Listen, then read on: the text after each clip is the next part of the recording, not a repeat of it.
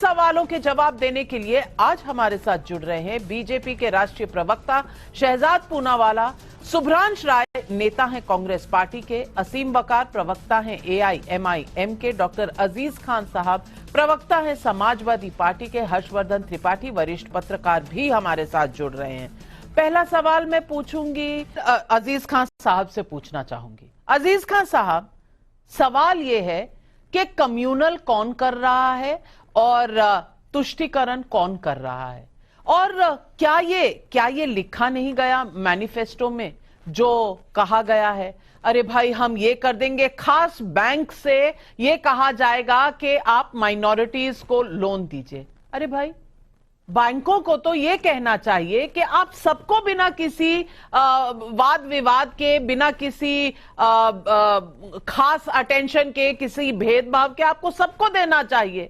और जो ये वेल्थ रीडिस्ट्रीब्यूशन की बात है, यानी कि सबको पैसा दिया जाएगा मिल बांट कर सबको, ये तो रशिया, चीन, वेनेजुएला, इन सब कम्युनिस्ट देशों ने ट्राई किया था लेकिन वहां नहीं चला, तो यहां कैसे चल जाएगा? यानी कि इस देश में सबसे बड़ा एक वर्ग जो है, जो खुद मेहनत करके कमाता है, आप इनइक्वालिटी उनमें कम करना चाहें और उनकी तरफ जो गरीब हैं ज्यादा ध्यान देना चाहें, यह बात समझ में आती है।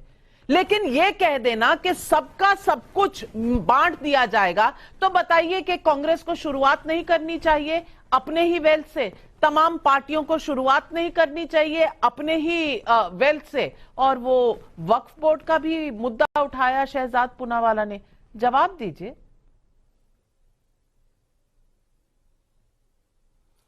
देखिए नाविका जी, ये साहबानों पे तो बड़ी बात कर रहे थे, अभी मैं सुन रहा था। ये बिल्किस बानो पे बात नहीं किया इन्होंने, इनको बिल्किस बानो पे भी बात करनी चाहिए थी। इन्हें मणिपुर की बात नहीं की, क्यों हम महिलाओं के साथ, हमारी बहनों के साथ किस तरह दुराचार हुआ और क्या क्या स्थिति पैदा हुई, उस पर बात नहीं किया। इन्होंने जो हमारी खिलाड़ी बहनें थी, कई महीनों तक बैठी रही, धरना प्रदर्शन दिया, पता नहीं क्या क्या हुआ, उस पर बात नहीं किया। इन्होंने उस पर बात नहीं किया जो हमारी क्षत्रिय बहनें हैं, जो लगातार अहमदाबाद में जिस तरीके से उनको प्रताड़ित किया गया, जिस तरह उनको घसीटा गया, उनके मंगलसूत्र पे बात नहीं किया। इन्होंने जाट जो हमारी बहनें हैं, जिनको जिस तरीके से उनके ऊपर अत्याचार किया गया, उनको घसीटा गया, उनको बेइज्जत किया गया, उनके मंगलसूत्रों पे बात नहीं की। सवाल इस बात का है, आप किस महिला की बात कर रहे हैं, किसको प्रोटेक्ट करने की बात कर रहे हैं? एक बात आप जानिए, आप कह रहे हैं कि संसाधनों की बात, संसाधनों का हक, आखिर संसाधनों का हक जो है वो तो लेकर चले गए विदेश में, उसकी बात नहीं की आपने। कई लाख करोड़ रुपए चले गए मित्रों के साथ, मित्र ले गए, उन मित्रों पे बात नहीं करेंगे आप? वो हिसाब नहीं दिया जाएगा? आप आज बौखला करके 400 पार का जो नारा था, अब वो 400 हार में जब कन्वर्ट हो गया, आज स्थिति विकट हो गई, देश में बिल्कुल एक अलग सी स्थिति पैदा हो गई, तो आप हिंदू मुसलमान नजर आ रहा है। पाकिस्तान भी अभी एंट्री मारेगा, अभी पता नहीं क्या क्या बातें होंगी। मैं कह रहा हूं कि ये सब बात करने से कोई फायदा नहीं। बड़ी बड़ी गारंटी ले रहे थे ना, वो गारंटी कहां गया? मोदी जी की गारंटी, जिस गारंटी को टैगलाइन बनाते थे, मैं 2 दिन से गारंटी नहीं देख रहा हूं। अब हिंदू मुसलमान देख रहा हूं, मठ मंदिर देख रहा हूं। अरे मैं कह रहा हूं, न मठों का पैसा कहीं जाएगा, न मंदिरों का पैसा कहीं जाएगा। इस मुल्क के हिंदू और मुसलमान एक साथ रहे, हमेशा एक साथ रहेंगे। लेकिन इस चुनाव में आज मोदी जी की जो गारंटी है वो फेल हो गई, ये उनको एहसास हो गया है। और अगर एहसास ना हो जाता तो आज आरक्षण की बात कह रहे, यही मुल्क है। बड़े बड़े आरक्षण की बातें हो रही थी, अभी कई नौकरियां आई, उन नौकरियों में आरक्षण आपने खा लिया। ओबीसी समाज का, एससी समाज का कहां गया?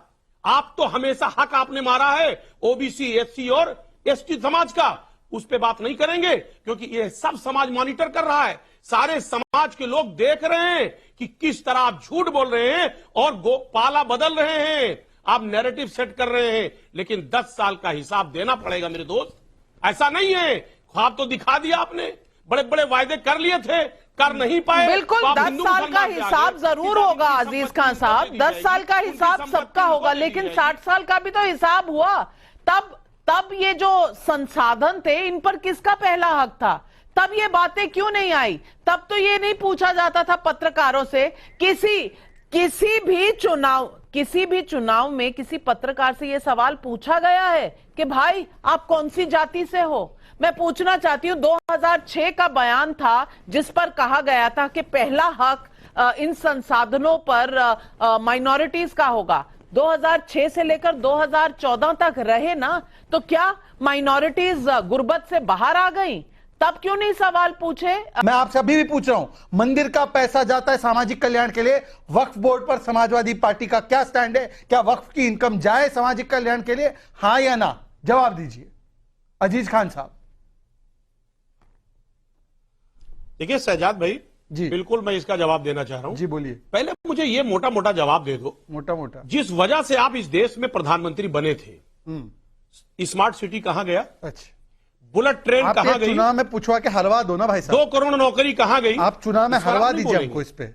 ये नहीं हमें बोलेंगे किसी आप। कैंडिडेट नहीं देके आप ये स्मार्ट बोलेंगे ही सिटी पे नहीं ही पूछना। इसलिए अब नहीं बताइए इसका बोलेंगे जवाब। क्योंकि आपको ये सूट नहीं कर रहा तो है। आप इस पर भी जवाब दे दीजिए ना, जो 1959 में नेहरू जी के समय में हुआ था, Tamil Nadu Hindu religious and charitable endowments act, इसमें मंदिर funds may be allotted to any other religious institution in poor and needy circumstances.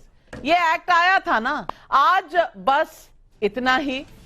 सवाल जनता पूछ रही है और जनता जब पूछती है तो उससे सवाल का जवाब मिलना चाहिए। क्या विपक्षी दल ये सवालों का जवाब दे रहे हैं, दे पा रहे हैं? इसका फैसला जनता करेगी। मैं फैसला जनता के ऊपर छोड़ती हूं। आज बस इतना ही, लेकिन जाने से